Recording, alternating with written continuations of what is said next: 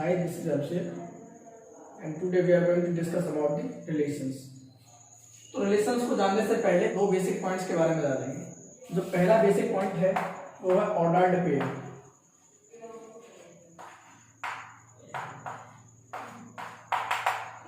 Ordered pair का मतलब कुछ नहीं होता है, केवल सिंपली हम इसको इस प्रकार से देखते हैं कि the pair of object listed in a specific manner.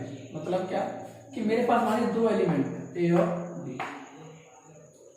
हमें इनको इस प्रकार से रखना है एक सिस्टम में रखना है और उनको क्लब करना है, उनका पेयर बनाना है, तो एक ऑर्डर्ड पेयर कहलाता है।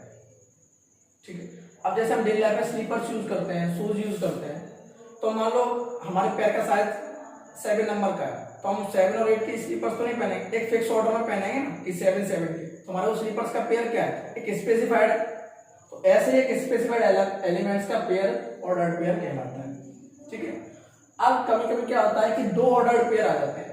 जैसे मानिए एक ऑर्डर्ड पेयर आ गया ए और बी, दूसरा आ गया सी और डी।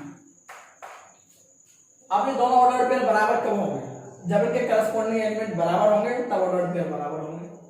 अब देखिए कैसे होंगे कि ए और सी बराबर हो और बी और डी बराबर हो, तो हम कह सकते हैं दोनों ऑर्डर्ड पेयर क्या है, बराबर है। अब जैसे एक एग्जांपल देखिए कि 2x + y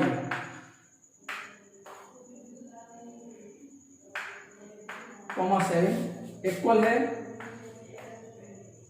4, x।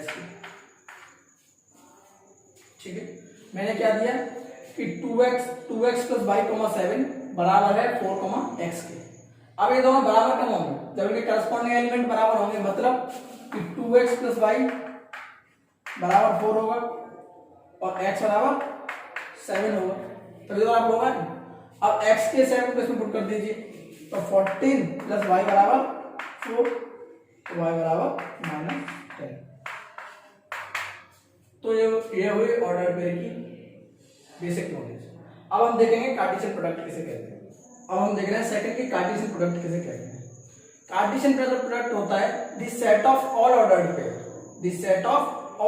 Pair, A comma B, where जो ए बिलोंग कर रहा है सेट ए के एलिमेंट से कर रहा है और बी बिलोंग कर रहा है सेट बी के एलिमेंट से कर रहा है। तो इसको मैथ में के लिए जो हमारा रिप्रेजेंटेशन ये है A to B such that A belongs to A and B belongs to B. और जो कार्टेशियन प्रोडक्ट का जो नोटेशन होता है वो a क्रॉस b होता है, a मल्टीप्लाई b, इसको बोल सकते हैं। अब देखते हैं जिसको एक एग्जांपल से समझते हैं। आपके पास सेट ए में जो एलिमेंट है 1 2 और सेट बी में है 3 और 4।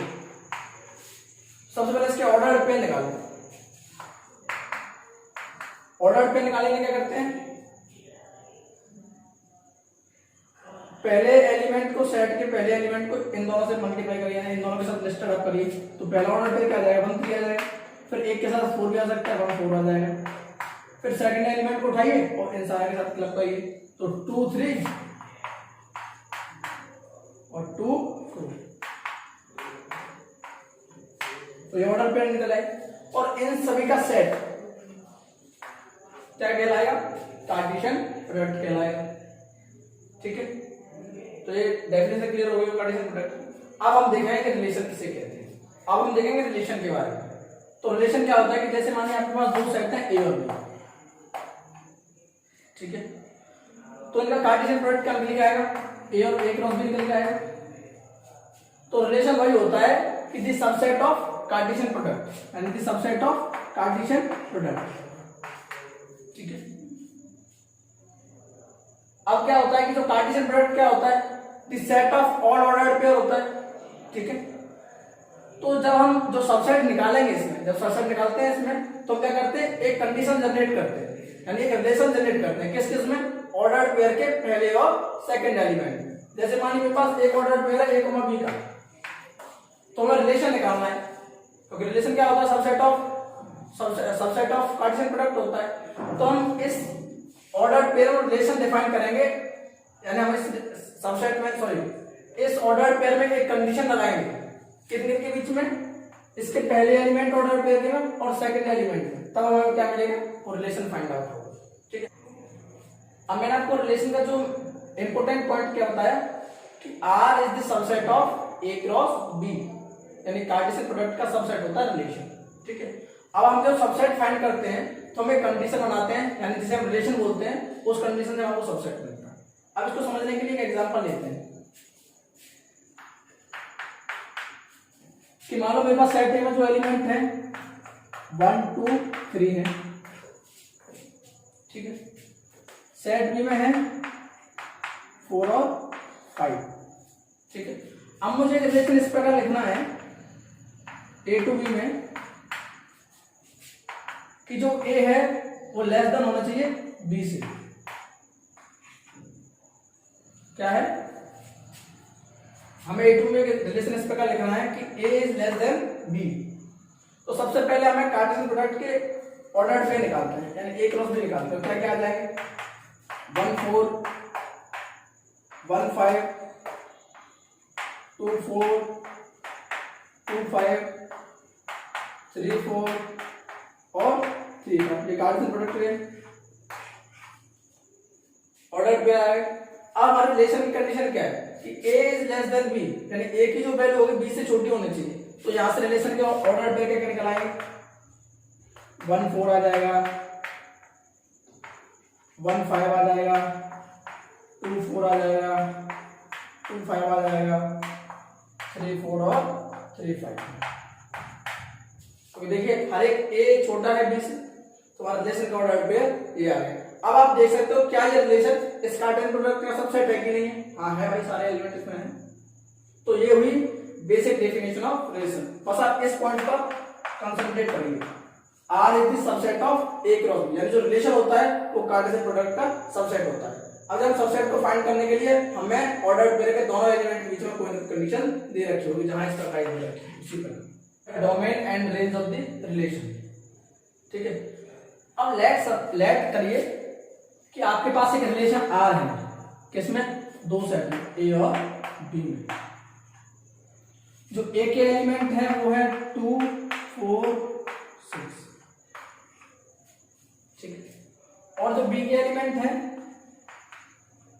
7 8 1।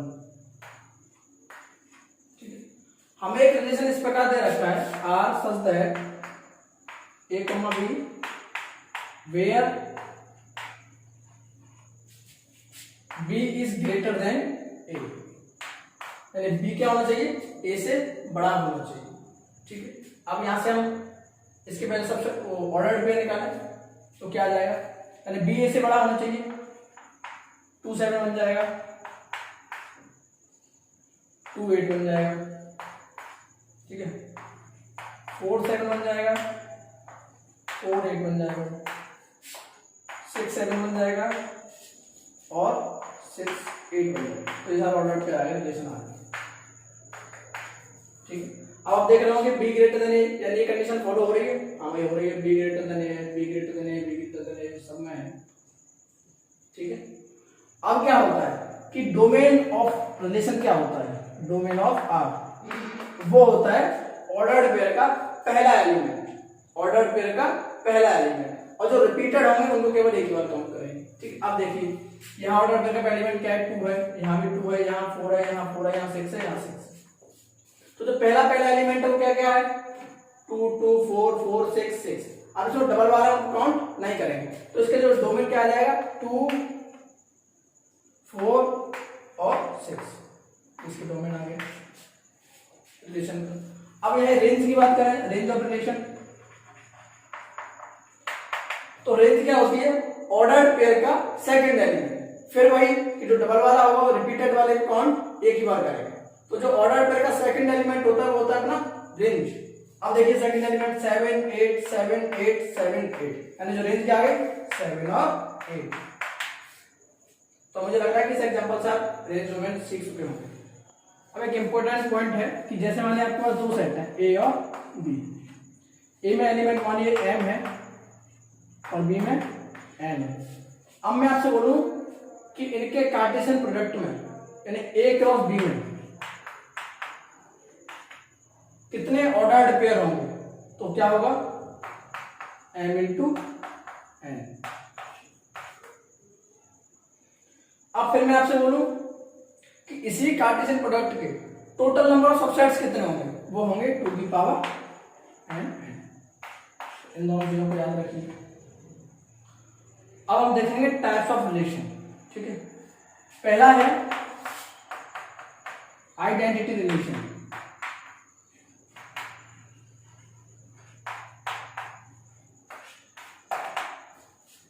अब आइडेंटिटी रिलेशन क्या होता है कि द रिलेशन इटसेल्फ, मतलब खुद ही के सेट से खुद ही का रिलेशन। जैसे मानिए कि मेरे पास एक एलिमेंट है ए, उसमें जो एलिमेंट है 1 2 3। ठीक है, अब मैंने आपको डेफिनेशन क्या होता है आइडेंटिटी रिलेशन की, द रिलेशन टू इटसेल्फ, यानी खुद से ही खुद का रिलेशन, खुद से ही खुद का रिलेशन। यानी जो इसमें ऑर्डर पे आएंगे किस टाइप के आएंगे, ए कॉमा ए टाइप, क्या होंगे, सेम होंगे, तो खुद से खुद का रिलेशन है, यानी एलिमेंट सेम सेम होंगे, यानी खुद से खुद का रिलेशन क्या कहलाता है, आइडेंटिटी रिलेशन। अब सेट ए से खुद का रिलेशन क्या रहेगा, क्या निकलते हैं देखो, 1 2 3 एलिमेंट है इसके, तो इसके ऑर्डर पे क्या रहेंगे आइडेंटिटी रिलेशन के, 1 1 2 2 और 3 3, यानी खुद से खुद का रिलेशन। इस एलिमेंट से खुद का रिलेशन, इट्स एलिमेंट से खुद का रिलेशन, इट एलिमेंट से खुद का रिलेशन, यानी रिलेशन टू इटसेल्फ। तो ये होता है अपना आइडेंटिटी रिलेशन। अब जो सेकंड है वो है रिफ्लेक्सिव रिलेशन।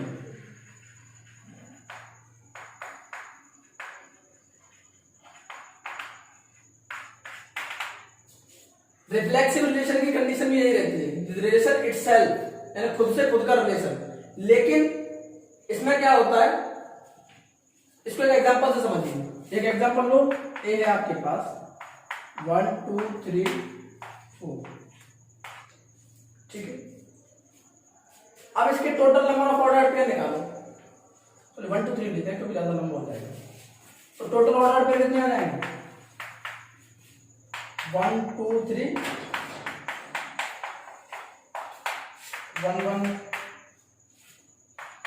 1 2 1 3 2 1 2 2 2 3 3 1 3 2 और 3 3। ठीक है, इतने आ गए। अब जो रिफ्लेक्सिव रिलेशन में क्या होता है कि खुद से खुद का तो रिलेशन होता है, लेकिन एक और ऑर्डर पेयर होता है जो इस ऑर्डर पेयर से बिलोंग करे। एक और ऑर्डर पेयर होता है जो इस पूरे total number of order pair से बिलोंग करे। मेरे कहने का मतलब क्या है कि वही रिलेशन, जैसे मानिए कि खुद से खुद का तो रिलेशन होगा ही, लेकिन किसी और से भी हो जाएगा, लेकिन जो दूसरा जो ऑर्डर पेयर होगा वो इसी total number of order pair में बिलोंग करेगा। ठीक है, कि रिफ्लेक्सिव रिलेशन कंडीशन क्या होती है कि खुद से खुद का रिलेशन तो होता ही है, लेकिन एक और उसमें ऑर्डर पेयर होता है जो टोटल ऑर्डर पेयर से बिलोंग करता है। तो यहां से क्या स्टेटमेंट निकल गया है कि every identity relation is a reflexive relation, but every reflexive relation is not a identity relation. Because आप देख सकते हो कि आइडेंटिटी रिलेशन क्या होता है, केवल खुद से खुद का रिलेशन होता है, केवल खुद से खुद का। लेकिन रिफ्लेक्सिव रिलेशन में क्या होता है, खुद से खुद का तो होता ही है, लेकिन कोई एक और ऑर्डर पेयर होता है जो टोटल ऑर्डर पेयर से बिलोंग करता है। अब हम अगला देखते हैं सिमेट्रिक रिलेशन। सिमेट्रिक रिलेशन में क्या होता है कि कोई एक ऐसा रिलेशन, यानी एक ऐसा रिलेशन जो इस प्रकार से A B belongings to R और आल्सो इसका जस्ट रिवर्स यानी B A belongings to R, यानी एक ऐसा order pair A comma B है, वो आर से बिलोंग कर रहा है, लेकिन जिसका उल्टा भी आर से बिलोंग कर रहा है, यानी A B belongings to R और B A belongings to R, यानी A B belongings to R और B A belongings to R. तो इस प्रकार के रिलेशन को हम क्या बोलेंगे, सिमेट्रिक रिलेशन बोलेंगे। ठीक है, ट्रांजिटिव रिलेशन।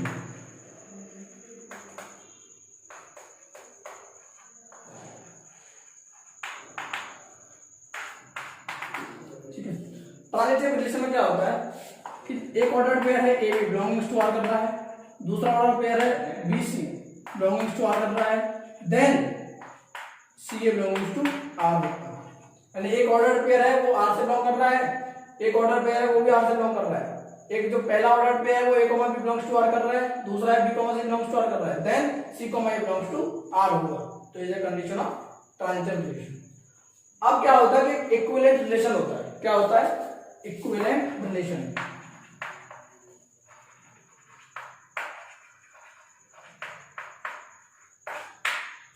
ठीक है, इक्विवेलेंट रिलेशन। इक्विवेलेंट रिलेशन में क्या होता है कि ऐसा रिलेशन जो सिमेट्रिक भी हो, ट्रांजिटिव भी हो और रिफ्लेक्सिव भी हो। यानी कौन कौन सा होना चाहिए? सिमेट्रिक भी होना चाहिए, उस रिलेशन में सिमेट्रिक की कंडीशन भी फॉलो करनी चाहिए, ट्रांजिटिव की भी करनी चाहिए और रिफ्लेक्सिव भी करनी चाहिए। तो फिर इस प्रकार के रिलेशन को क्या बोलते हैं? इक्विवेलेंट रिलेशन कहते हैं। तो ये तो आपकी रिलेशंस की थ्योरी हुई, इसको अच्छे से देखिए और इसके जो नोट्स हैं रिलेशंस के वो हमारे व्हाट्सएप ग्रुप 9634698327 पर आपको मिल जाएगा। ठीक है, और डिस्क्रिप्शन लिंक में भी डाल दिया जाएगा पीडीएफ बना के। अगला जो लेक्चर होगा रिलेशंस का वो होगा practice questions on relations. Thank you.